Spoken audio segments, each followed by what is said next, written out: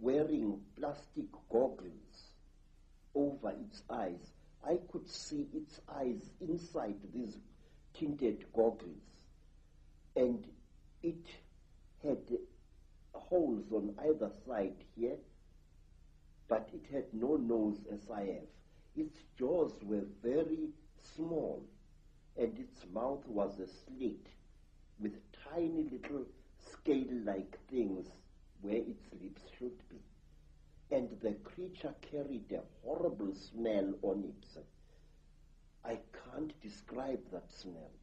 It was a metallic chemical smell which seemed to combine the smell you would smell when somebody is burning brass or copper and a very ugly chemical smell.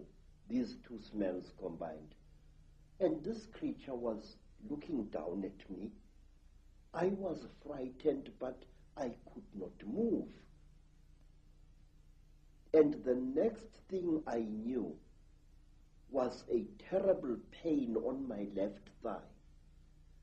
It was as if somebody had just stabbed me right to the bone. I screamed and I tried to jump away, but my body was inactive. I could not move. I was not tied to any chain. I was not chained to the top of this table. There was no belt tying me, but I could not move my body. And when I looked down at what was happening, I found that one of the shorter creatures had driven something very painful into my left thigh. And then, while I watched, horrified, the creature pulled out this thing, and I saw that it was like a pencil made of shining metal with what appeared to be a flexible cable at the back. And before I could do anything, my head was seized by the creature above me. It caught me on either side of the head like this. And then a third creature drove something into my right nostril here. It was as if I had been shot. The pain was so terrible, that I screamed and screamed. Blood filled my mouth. Blood spattered out of the nostril, and the creature did not seem to care. I was stupefied. The pain was so intense, so terrible. And then, quietly, brutally, the creature pulled out the thing that it had stabbed me in the nose with, and blood flowed into my mouth, out of my nostril, and I was choking. And then the big creature coldly turned my head this way, so that blood came out of the mouth, and which gave me some kind of relief. And after what seemed like an eternity of pain, the creature brought something out of somewhere, which looked like an old-fashioned tea strainer in appearance, and it put this thing close to my nose. And then I seemed to drift away, and the pain subsided. You know, sir, it was torture so intense that even now I can't describe it. And then something else happened. A fourth creature started rummaging between my legs, and it pulled out my organ of manhood and stuck something into that. It was very strange, but I wasn't feeling any pain now. feel the flexible cable moving inside me, right into my body. And then, I can't describe it. It was as if my seed was being sucked out by this small, bright, flexible cable. And then the creature just pulled it out. I screamed and I cried and I screamed, but I could not move. And then something happened which to this day still amazes me. After the creature had pulled out the flexible cable from my organ, the creature just stood there looking at my organ. And I was so terrified that I urinated and accidentally urinated against the chest of the creature. It jumped away as if I had shot it, and it stumbled backwards. But its face didn't show any expression. Its mouth didn't even open, but the way the creature reacted, trembling all over, it was as if I had really hit it, but it was wearing this kind of garment. And after that, I was left alone, except for the big creature, which stood to my right side this time, with its arms folded, looking down at me.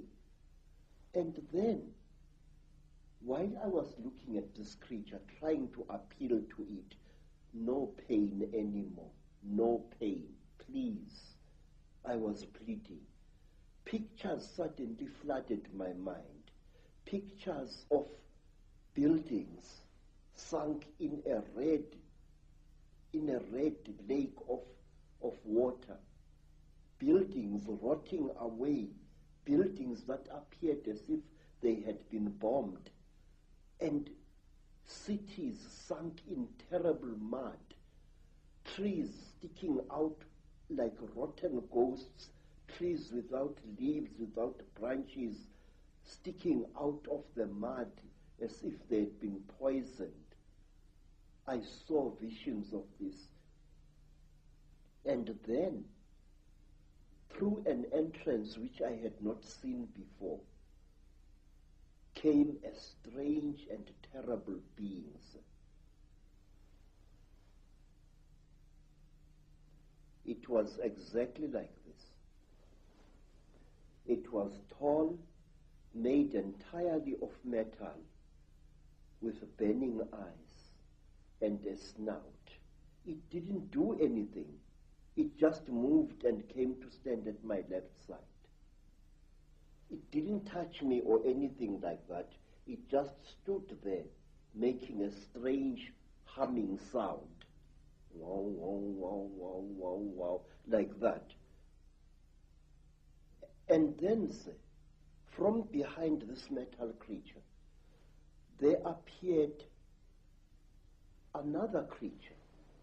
It was so radically different from the gray creatures in that it looked exactly like an earthly human being. It had a pink skin like that of a white woman. It had golden hair, and its ears were definitely pointed like those of an animal. Its eyes were slightly slanting. They were pale, pale blue, and never once did they blink.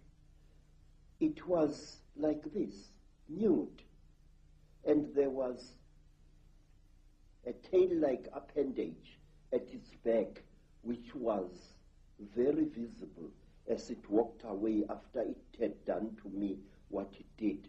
What this thing did, it climbed over me and made love to me.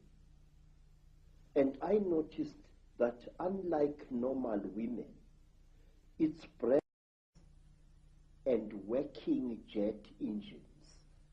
And one day I wish you to come back to South Africa, and I will show you one of these things. I know things which I shouldn't know, And it started at that time. Now, you see, sir, I want to know, what am I? Since that terrible time, my life as a man was really messed up. And one day let me tell you, sir, since that time, I have become a very confused creature.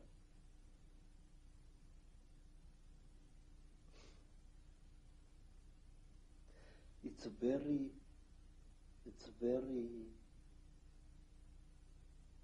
embarrassing, really. But since that terrible day, I became bisexual, which to me as an African is very, very disgusting. Since that time, my mind doesn't seem to be my own.